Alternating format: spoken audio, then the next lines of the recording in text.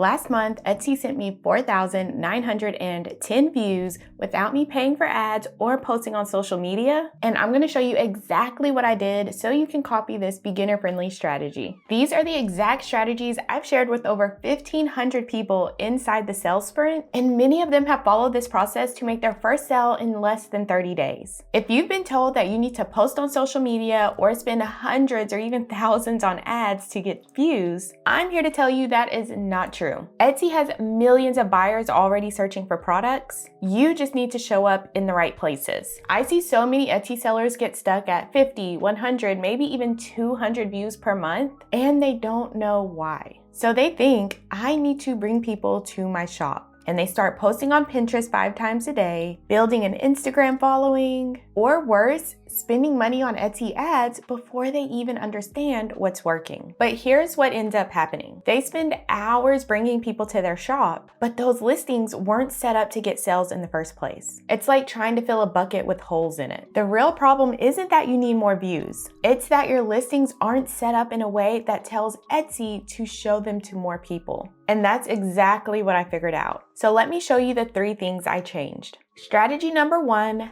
the magnet method. This one strategy is why I made an extra $300 for my family last month, and I haven't uploaded a new product in over a year. I stopped updating my shop because I wanted to prove that when you set it up the right way, Etsy will keep sending you traffic and sales even when life gets chaotic. Every single week, I continued to get a direct deposit from Etsy because of what I call the magnet method. Here's how it works. I don't create random products. I create related products the same customer would want to buy. Products that solve connected problems for the same customer. When I started my shop, I made an ADHD cleaning bundle, then a fitness bundle, then a self-care planner, then an ADHD meal planner, all for the same person. Someone with ADHD who's trying to get their life together, which was me.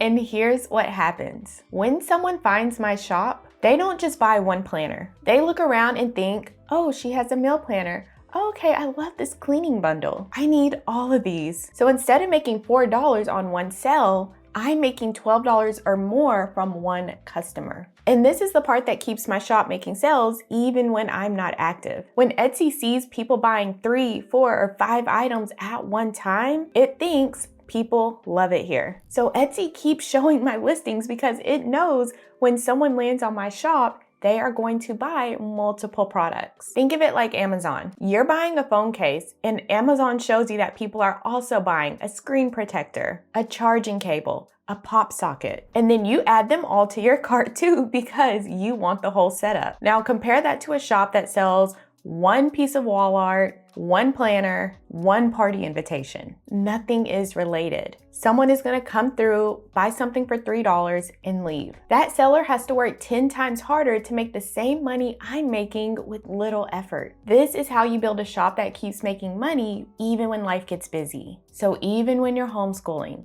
while you're working at your job, or even on a family vacation, you're not dependent on constantly creating new products because the products you already have work together. And when you understand how to build your shop this way from the beginning, which is what I show you to do in the sales sprint, you're setting yourself up to continue making sales even when you're not working on your shop. But related products alone won't work if you don't use strategy number 2, the better or different method. This is what stopped me from spending weeks creating products that would never sell. When I first started, I would scroll through Etsy, see what was selling, and think, okay, I'll just make something like that. And that's exactly what I see new sellers doing. They copy what's already working and they just hope Etsy will show their version. But here's the problem. If you're making the exact same thing as the top selling shop, why would Etsy show your listing? You have 0 reviews, they have 5,000. You're brand new, they've been selling for years. Etsy is going to pick their shop every single time. So before I create any product, I ask myself 2 questions. Is this better than what's already showing up in search results? Or is it different enough to stand out? It has to be one or the other. Better means more pages,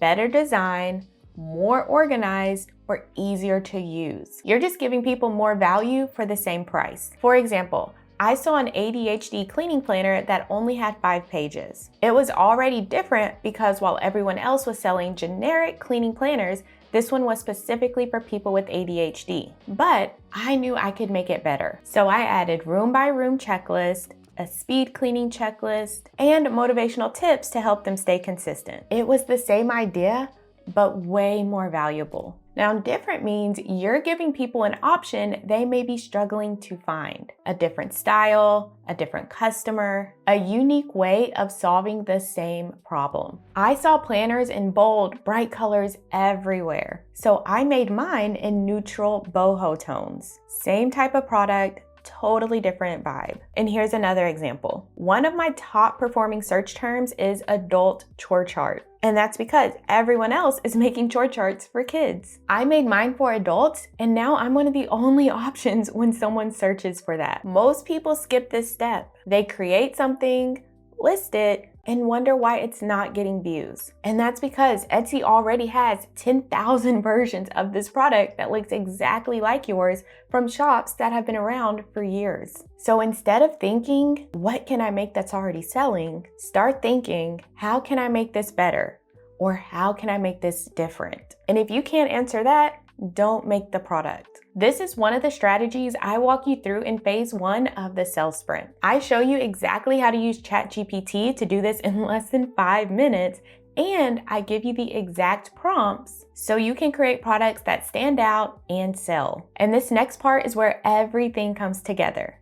Strategy number 3, the traffic formula. This is why some listings get 1,000 views a month while others get 12, even though they're in the same shop. And for the longest time, I didn't understand why. I thought it was about the price or the listing photos. But here's what I figured out. You can't list your product like a seller. You have to think like a buyer. I see this all the time with people who come into the sales sprint wondering why they're not getting views and sales. When I look at their titles, it's things like digital planner, literally just those 2 words, or birthday invitation for a 7-year-old girl. If you want to make sales, those are way too broad. Etsy has millions of results for that. People who are ready to buy are typing specific things into the Etsy search bar, like pink princess party invite or rustic floral watercolor clip art. If your title doesn't match what someone searches, Etsy doesn't know where to show your listings. After seeing so many people struggle with this concept, I created what I call the traffic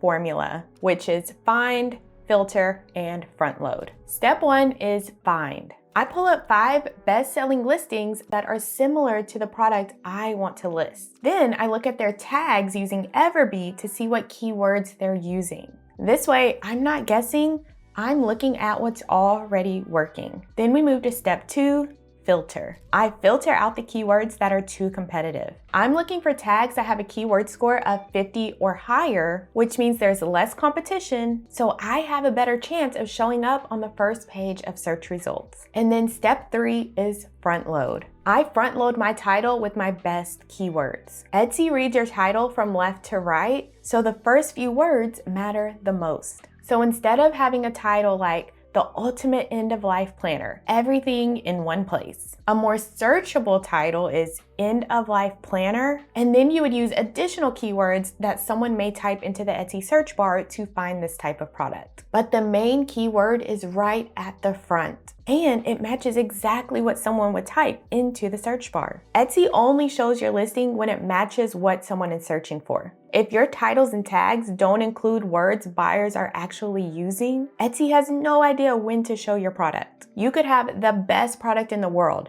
but if it's not searchable, nobody will ever see it. This is the difference between getting 12 views a month and 1,000. It's not about being creative with your SEO, it's about being found. Now here's what happens next. You're going to improve your listings and you're gonna start getting views. But if your listings aren't turning those views into sales, you'll be stuck all over again. In this video, I show you the exact process I use to turn one single digital product into almost $14,000 in sales. So watch this video and I'll see you there.